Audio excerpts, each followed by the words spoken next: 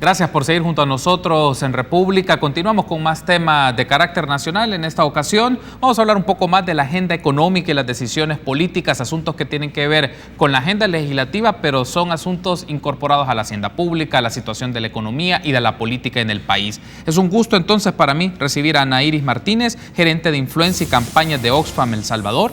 Y también está conmigo Ricardo Castaneda, investigador senior del Instituto Centroamericano de Estudios Fiscales, ICEFI. Buenos días, bienvenido Ricardo, un gusto saludarte. Buenos días, un gusto estar contigo y con Ana Iris. Ana Iris, bienvenida, qué gusto. Un gusto, Carlos y Ricardo, también para compartir temas tan interesantes para el país. Tenemos muchos temas que desarrollar y me gustaría en esta primera parte tener un panorama de ambos, de la situación socioeconómica del país, pero también los temas que van marcando. Ya hablaremos más adelante porque las fórmulas presidenciales pues ya están configuradas y uno de los aspectos que se espera escuchar de estas fórmulas es cuáles son algunas propuestas o algunas ideas de cómo enfocan la situación económica del país y qué aspectos pueden desarrollar, pero eso lo hablaremos más adelante. De primera parte, Ana Iris, me gustaría saber desde la lectura que tiene Oxfam en este momento de la situación socioeconómica de El Salvador, qué aspectos destacan como los más preocupantes o aquellos a los cuales hay que prestarle más atención.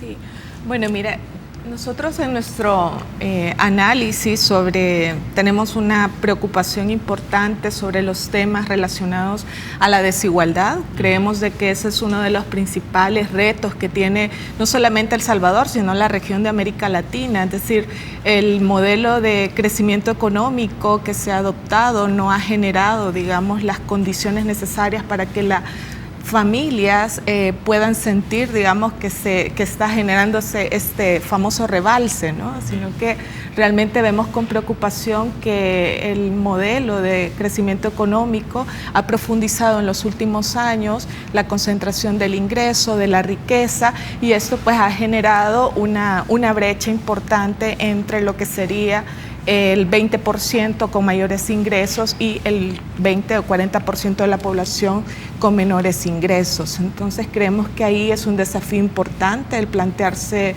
medidas económicas que contribuyan a reducir la desigualdad que tiene múltiples manifestaciones, no solamente en términos económicos, sino también lo vemos las brechas territoriales, urbanos-rurales. Hoy los territorios en El Salvador también enfrentan situaciones que no teníamos hace unas décadas en términos de no solamente de generar oportunidades de la gente para obtener un empleo digno que le permita bienestar, sino también toda la situación de cambio climático, que eso pone una presión también importante sobre los territorios.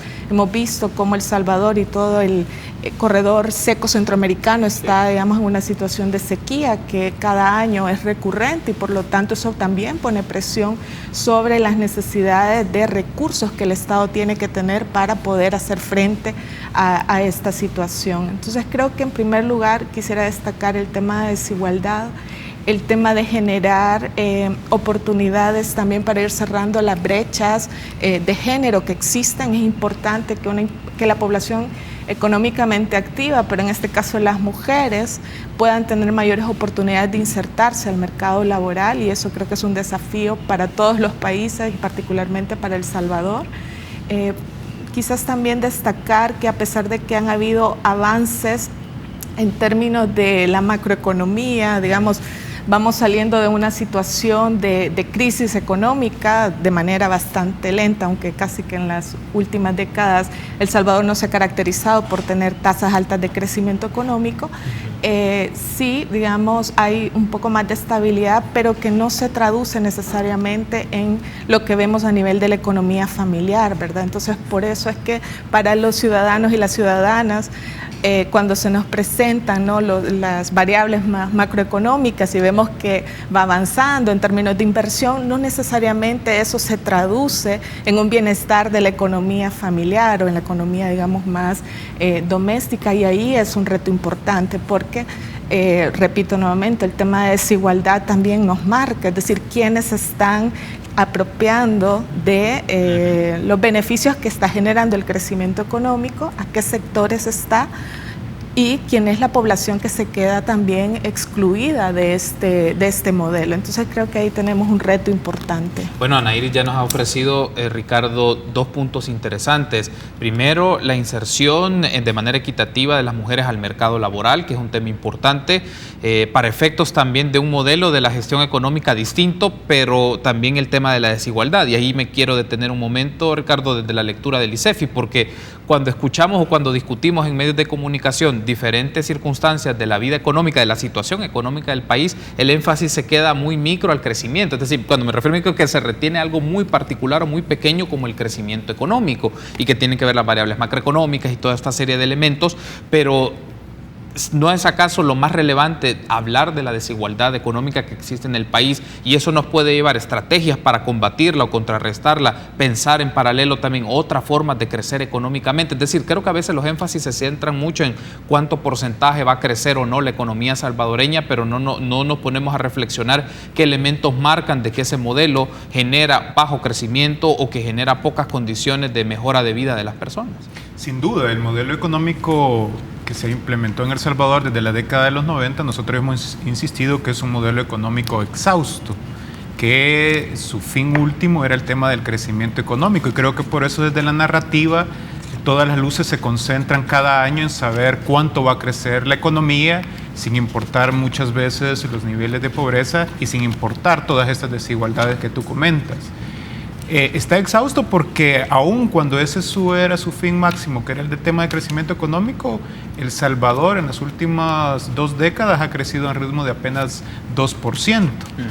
Pero además, cuando uno empieza a observar indicadores sociales, que ya muy bien apuntaba Ana Iris, efectivamente ese crecimiento económico las personas no lo han recibido de la misma manera. En el caso de las mujeres, particularmente entre 1995 y el 2017, la brecha salarial entre hombres y mujeres se incrementó un 17.5%. En el país todavía tenemos alrededor de 2 millones de personas que están en situación de pobreza. Cuando uno ve los indicadores de cobertura de educación y salud, cada vez te encuentras que hay menos niños y niñas en las escuelas, la cobertura de vacunación ha caído, y esto responde también a lo que nosotros hemos denominado la trampa de la austeridad. En un modelo económico en el cual las desigualdades se han incrementado, la política fiscal, uno de sus objetivos principales precisamente es poder reducir esas desigualdades territoriales, de género, étnicas, etcétera. Sin embargo, lo que nosotros encontramos es que desde la política fiscal, lejos de disminuir esas desigualdades, muchas veces se incrementan.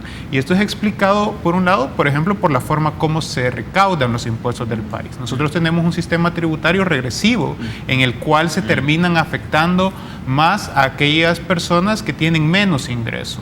Un estudio de nosotros mostraba que luego que interviene la política fiscal, es decir, que las personas pagan sus impuestos y reciben del Estado el gasto público, subsidios, transferencias, gasto en educación y salud, la pobreza se terminaba incrementando. Y esto es explicado por la forma como se financia el Estado.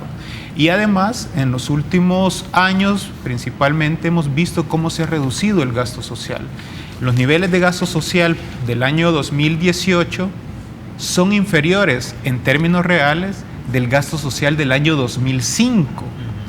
Y si uno acerca un poco más la lupa, por ejemplo, en instituciones claves como el tema de educación, el presupuesto de 2018 de educación es equivalente al del año 2010 y el de salud del año 2018 es equivalente al del año 2009.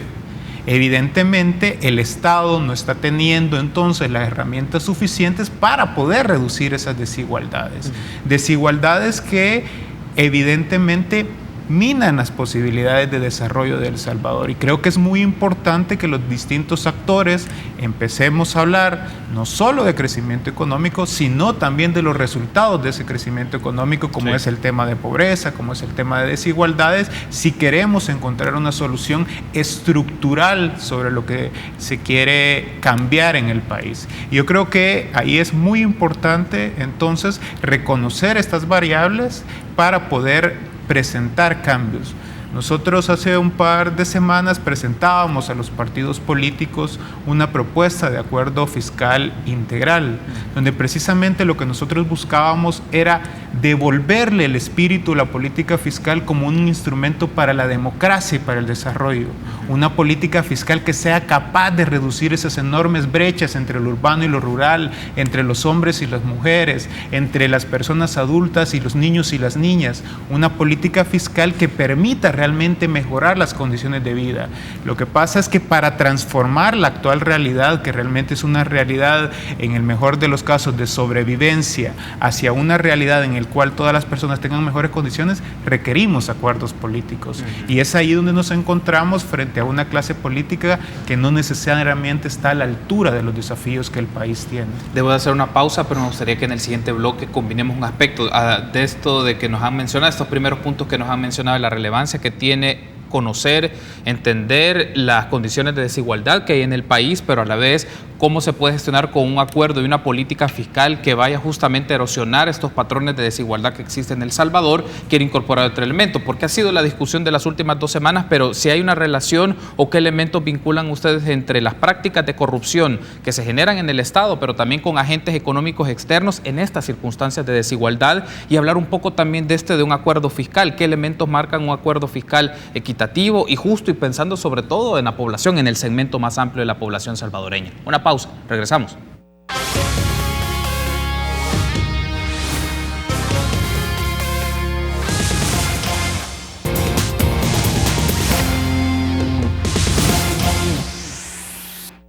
Gracias por seguir junto a nosotros en República. Continuamos platicando de la agenda económica y las decisiones políticas en nuestro país. Hablamos con Ana Iris Martínez, gerente de influencia y campañas de Oxfam El Salvador, y de Ricardo Castaneda, investigador senior del Instituto Centroamericano de Estudios Fiscales, ICEFI. En esta parte me gustaría escuchar un poco, Ana Iris, esta relación entre las condiciones de desigualdad de nuestro país, agentes que generan la desigualdad, y su vínculo con uno de los temas que ha estado en debate o que ha sido parte de las palabras, de las discusiones y de las conversaciones de los ciudadanos y ciudadanas en El Salvador, es la corrupción. Es decir, ¿puede existir alguna forma? ¿Cómo podemos articular estos dos elementos, las expresiones de desigualdad que hay en un país como El Salvador, con manifestaciones de corrupción ante casos que se han conocido? El que tenemos más reciente, y lo hemos hablado, creo que hasta la saciedad, es el de Elías Antonio Saca por el manejo de $300 millones.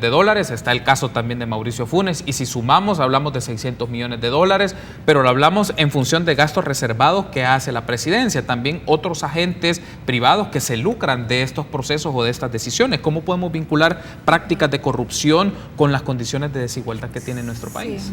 Mira, tiene una relación, digamos, bastante importante, porque la crisis de desigualdad se sigue agravando en la medida que el crecimiento económico se va concentrando en una élite, ¿no? Y el problema no es solamente que se concentra riqueza, sino que va a la par una concentración de poder, que les permite a las élites lograr influir en las decisiones de política pública, algo que Oxfam ha llamado, digamos, el fenómeno de la captura, ¿no? Y la corrupción es una de las manifestaciones de cómo se da ese fenómeno de captura, es decir, crear esos mecanismos para poder desviar fondos públicos para beneficio de sectores, no solamente para el enriquecimiento personal o de empresas, sino también para lograr mantener una institucionalidad acorde a que funcionen esos privilegios y a que se mantenga. Es una práctica que desde nuestro punto de vista está muy relacionado con la que llamamos captura del Estado. Y eso profundiza la desigualdad, porque en una democracia los pilares más importantes de la democracia es que todos tenemos igualdad de oportunidades, igualdad de poder influir de manera importante en las decisiones que toma el Estado sobre las prioridades. Si esta élite, digamos, utiliza estos mecanismos y puede tener un poder mayor de incidencia sobre el tipo de políticas que se aplican, sobre los tipos de controles que se tienen, sobre el tipo de institucionalidad, estamos favoreciendo, digamos, una cultura de privilegios en detrimento de derechos de la población, porque esos 300 millones de lo que tú mencionabas y mencionan los medios, además de los que puede ser el estudio que hizo el ICEFI, muy importante para la región de Centroamérica, del costo de la corrupción, lo que nos muestra es que es un dinero que se pudo haber invertido en educación, en salud, en protección social universal, que son medidas de política importantes para reducir la desigualdad. La población que va a atenderse, digamos, a los centros de salud, casi el 82% es la población va a los centros de salud públicos, es decir, no están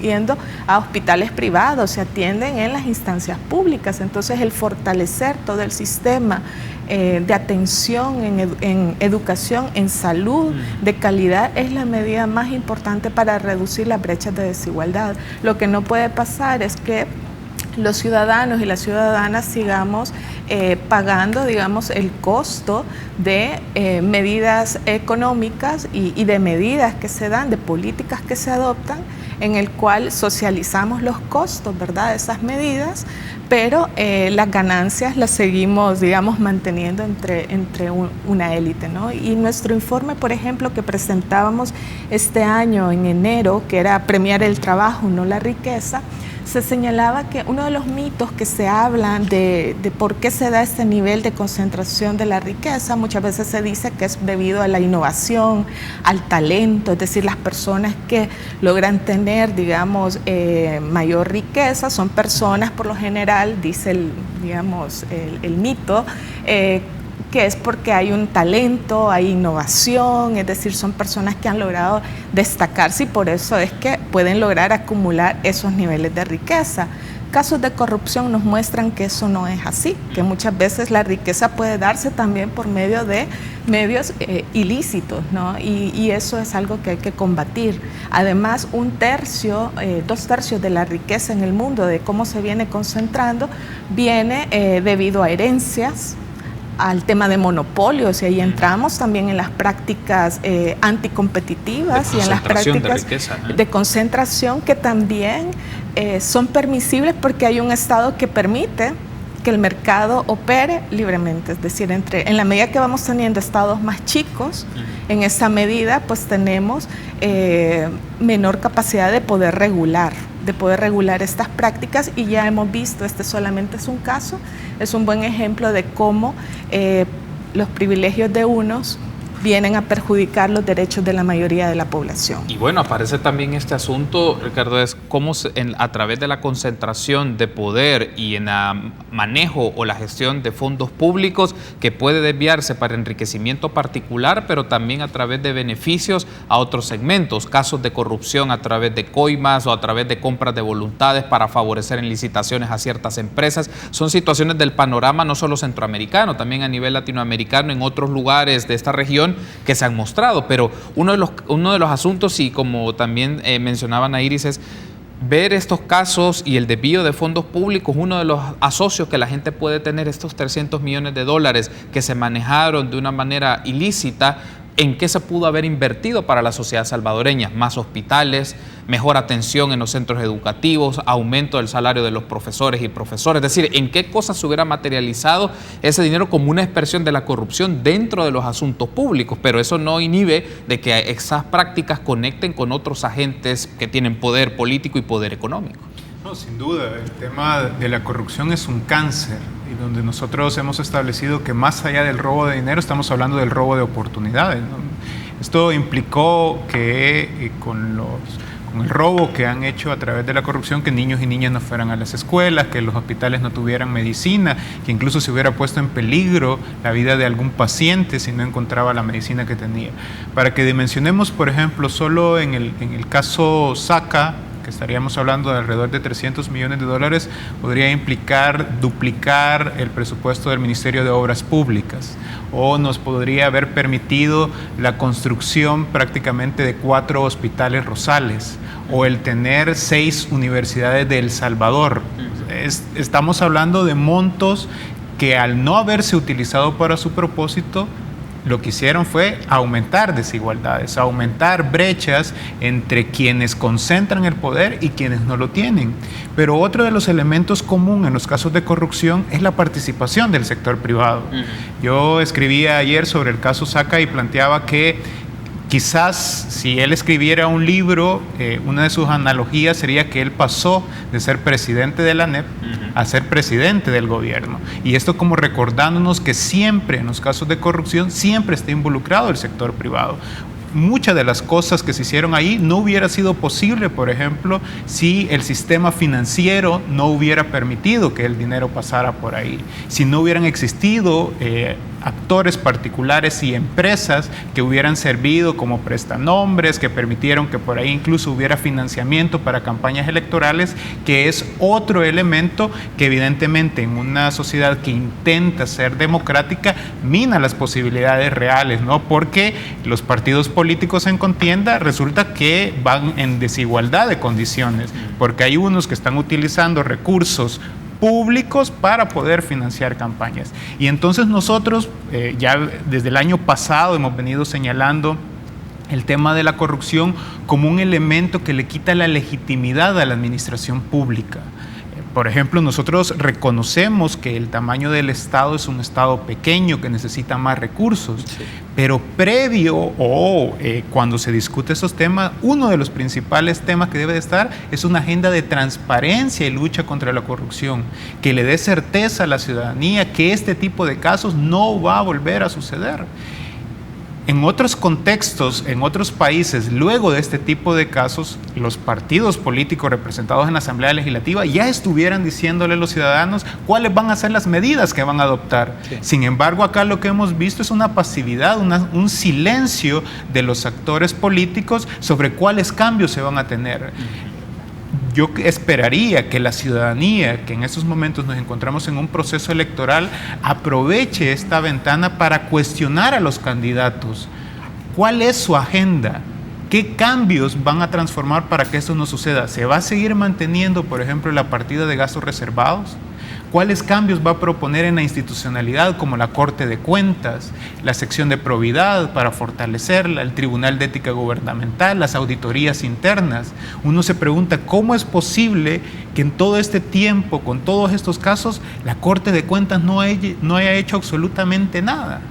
Evidentemente ahí se requiere una reforma estructural y es uno de los elementos que nosotros colocamos en la mesa.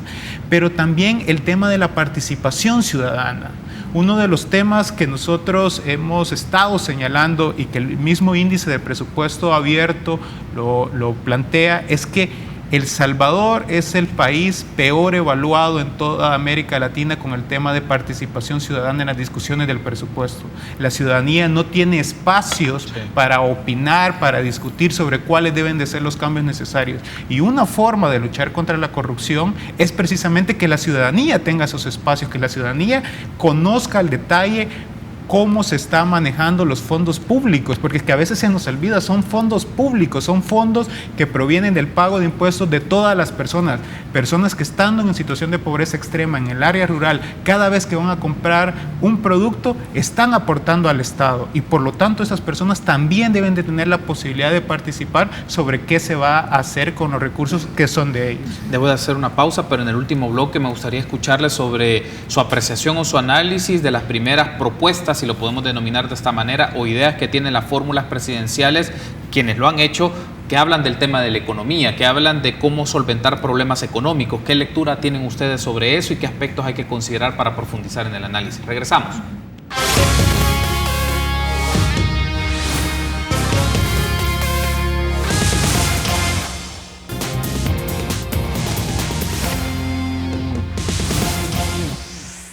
Gracias por seguir junto a nosotros en República. Nos encontramos en el último bloque de esta segunda parte del viernes 17 de agosto, hablando de la agenda económica y las decisiones políticas, asuntos también que tienen que ver con la desigualdad y el acuerdo fiscal. Me acompañan Ana Iris Martínez, gerente de influencia y campañas de Oxfam El Salvador, y Ricardo Castaneda, investigador senior del Instituto Centroamericano de Estudios Fiscales, ICEFI. Me gustaría aprovechar este último segmento que tenemos para conocer su análisis o su lectura de los primeros posicionamientos de las fórmulas presidenciales. Ya están definidas. Se espera más el trámite de su inscripción ante el Tribunal Supremo Electoral mientras no pase algo extraordinario, pero se mantienen estas 4 fórmulas a la presidencia. Me gustaría saber, Ana Iris, un poco de lo que he escuchado, qué aspectos resultan interesantes, no interesantes, coherentes o no de lo que se ha mencionado. Por ejemplo, yo he escuchado de dos candidatos que coinciden en esto, tanto el candidato de Arena, Carlos Calleja, como Hugo Martínez del FMLN. Ellos hablan de crecimiento, seguridad y empleo. Escucho a Carmen Aida Lazo y ella habla de disminuir la tramitología. Escucho a la fórmula de Vamos y hablan de austeridad. Entonces, cuando se escuchan estas propuestas o estas ideas, por lo menos, ¿qué elementos, qué aspectos hay que tener en cuenta? Sí.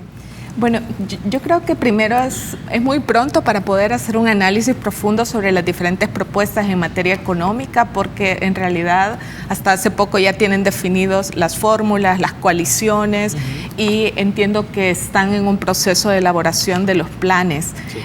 Sí me parece, y más bien es mi expectativa, nuestra expectativa, ¿no? Es que en estas propuestas realmente se consideren los problemas centrales que tiene el país, los problemas estructurales que sabemos que en un periodo de 5 años puede ser muy corto para poder hacer grandes cambios, pero sí es importante dejar sentadas las bases. Y las bases, en primer lugar, es cuál es el modelo que está detrás. Porque sí hemos escuchado, una de las iniciativas es la, digamos, simplificación de trámites, pero a la base de esa medida está la concepción de que si simplificamos los trámites, si podemos hacer, esto permitiría atraer la inversión. Entonces, lo que está de fondo siempre es el modelo de acumulación, ¿no? Es decir, vamos a fomentar la inversión, y la inversión que llegue al país va a permitir que esto genere más empleos.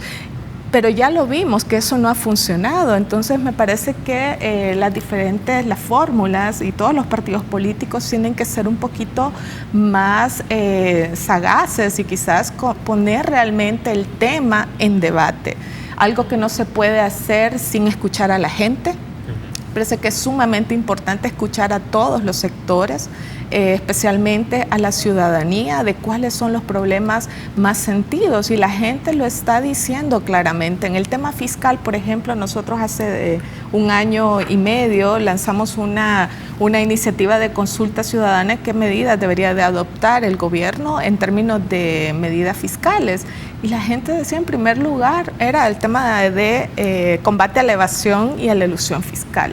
Es decir, cuando hablamos en el segmento anterior de los casos de corrupción, sí, pero no hemos hablado de que un importante problema que erosiona la recaudación, no solamente en El Salvador, sino en América Latina, y es uno de los problemas centrales, es la evasión fiscal de renta y de IVA, que en el caso de IVA tiene otra connotación, ¿verdad? Y otra denominación, porque sería una apropiación indebida de esos fondos que pagamos todos. La señora en la tienda que compra, ella está pagando IVA, que eso la gente no lo declare y lo tenga, eso tiene otra connotación. Pero es uno de los principales problemas, y hasta el momento no es demasiado clara en las propuestas qué medidas se van a tomar para combatir la evasión como uno de los principales problemas también del país. Las leyes también que permiten que se puedan hacer una planificación agresiva para no pagar impuestos, que también es un problema. Todo el tema de los paraísos fiscales, que también nos están diciendo que no solamente se va en el país, sino que esta riqueza se envía hacia otros países para no declarar lo que corresponde. Es decir, estos temas, y luego tenemos toda la parte de incentivos fiscales, ¿no? Que también en la región es uno de los temas principales que hace que nuestros sistemas fiscales en América Latina sean bastante ineficientes comparados con lo que puede existir en países desarrollados. Entonces, yo esperaría, y me parece que eso es algo también que debemos exigirle como ciudadanos y ciudadanas a los candidatos, es propuestas claras en el ámbito fiscal. Ya decíamos en los segmentos anteriores, la política fiscal es una de las políticas públicas que mayor impacto puede tener en la reducción de la desigualdad, dependiendo de cómo se aplique y con qué concepción se aplique. Si la política fiscal va a seguir generando privilegios para uno, vamos a continuar con niveles de desigualdad bastante altos, y lo que va a hacer la política fiscal es profundizar esos niveles de desigualdad. Pero si hay políticas claras en términos de impuestos, por ejemplo, yo esperaría que estemos hablando de impuestos que graven la riqueza también y que no solo esté sobre la mesa un impuesto al IVA, por ejemplo, que es el que paga la población en su conjunto. Entonces me parece que eso es importante. Estamos por finalizar el programa, Ricardo, pero quiero escuchar este punto sobre tu apreciación de lo que has podido escuchar o de las ideas que han podido ir mencionando las fórmulas presidenciales de presidente y vicepresidente en algunos de los casos de los partidos políticos. Bueno, si uno les da un poco el beneficio de la duda es que todavía no tienen listos sus planes de gobierno, ¿no? Pero evidentemente con las propuestas que se han planteado algunos candidatos son propuestas demagógicas. Por ejemplo, tú plantear que todas las personas van a tener acceso a la educación o todas las personas van a tener un empleo sin explicar las medidas que van a tomar para que eso se logre, realmente solo estás vendiendo una ilusión. Y yo creo que la clave en esta campaña electoral, quienes la van a jugar es la ciudadanía. En la medida que cada vez que un candidato haga una propuesta se le cuestione cómo se va a hacer esa propuesta, cuánto cuesta esa propuesta, de dónde va a obtener los recursos. Porque lo que nosotros hemos planteado desde el ICEFI es que independientemente quién gane las elecciones el próximo año, se va a encontrar frente a una realidad que va a superar su capacidad por sí misma. Los problemas estructurales que tiene el país requieren acuerdos políticos amplios, no solo entre los partidos políticos, sino también entre la academia, los sindicatos, los trabajadores, pero muy importante entre las organizaciones de sociedad civil. Yo creo que en la medida que haya espacios para que la ciudadanía pueda participar, en esa medida vamos a poder desentrampar, porque uno de los grandes problemas que tiene el país es que no tenemos visión de mediano y largo plazo. En el mejor de los casos tenemos planes de gobierno, pero por ejemplo, si yo te pregunto cuál es El Salvador del diciembre del 2019, no sabemos, va a depender de quién gane las elecciones. En los países más desarrollados las planificaciones van mucho más allá de un plan de gobierno o de un periodo de gobierno por sí mismo. Por eso es muy importante que cuestionemos. Ahora, yo sí esperaría de los candidatos presidenciales que no nos vayan a ofrecer lo mismo que se ha venido haciendo durante todos estos años, porque ya vamos a saber que los resultados van a seguir siendo más de lo mismo. Por ejemplo, en el tema económico, ya muy bien lo apuntaba Nairis, si lo que van a seguir ofreciendo son incentivos fiscales, porque bajo el mito de que si las empresas no pagan impuestos, entonces va a venir la inversión, y si viene la inversión se genera el empleo y entonces todos vamos a ser felices, realmente lo que estarían haciendo es mintiéndole a la gente. O sea, aquí ha llegado el momento de que pongamos las cosas claras, que la ciudadanía exija que este periodo electoral sea un periodo de debate de altura sobre propuestas que permita realmente construir un El Salvador diferente. Creo que hay mucho en juego y ojalá que los actores políticos estén a la altura de esos desafíos. Quiero darle las gracias por haberme acompañado en esta segunda parte de República. Ricardo, Ana Iris, ha sido un agrado compartir con ustedes y escuchar sus ideas y espero que nos vamos a volver a encontrar sobre la marcha también de la campaña electoral cuando empecemos a escuchar propuestas más concretas o las plataformas, cuando sea el tema fiscal y el tema económico, pues el espacio está acá para que lo discutamos y que nuestra audiencia pueda tener estos análisis y estas lecturas más profundas, más críticas de las ofertas y de las propuestas que hagan los diferentes candidatos y candidatas a la presidencia y vicepresidencia de la República. Gracias, Ricardo. Gracias, Nairis, por haberme acompañado. Gracias, Carlos. Un gusto estar cuando quieras invitarnos. Gracias, muy amable, Ricardo. Un placer, Carlos. Que esté muy bien. Muy amable, gracias. Establecemos entonces un enlace con Luis González de Quíbole para que nos comente cómo va el programa de este viernes 17 de agosto. Un gusto saludarte, Luis. ¿Cómo vas? Bien, gracias a Dios, luego de un impasse y de salud, ahí estamos ya puestos y dispuestos, mi querido Carlos. Y sí, como siempre, con temas importantes. Fíjate que hoy vamos a estar hablando junto con el licenciado José Carlos Rodesno acerca del acoso laboral, una situación de que muchas personas se enfrentan dentro de su trabajo. Vamos a ver cuáles son las causas, sus corrientes, cómo poderse defender ante esto. También vamos a estar hablando acerca, pero esto por el otro lado, porque esto es de cirugía plástica. Vamos a estar hablando acerca de la gluteoplastia. Esto quiere decir que si hay personas que quieren aumentarse un poquito de tamaño, vamos a estar platicando de eso. Vamos a tener las entrevistas siempre de emprendedores, vamos a tener ejercicio, cocina y por supuesto el buen ambiente de tus presentadores favoritos en Quíbole Magazine. Excelente, Luis. Entonces la invitación está hecha para que la audiencia República se pueda quedar con ustedes en Quíbole ante la oferta que se va a dar de temas y las discusiones de aspectos que son relevantes. Un gusto saludarte, Luis, que tengas un buen fin de semana. Igualmente, mi querido Carlos, saludos a tus invitados y a los televidentes, pues quédense acá, que ya venimos. Excelente, Luis. Cuídate mucho entonces. Agradezco y reitero que nos han acompañado Nairis y Ricardo. Será hasta el próximo lunes, 6:30 en República.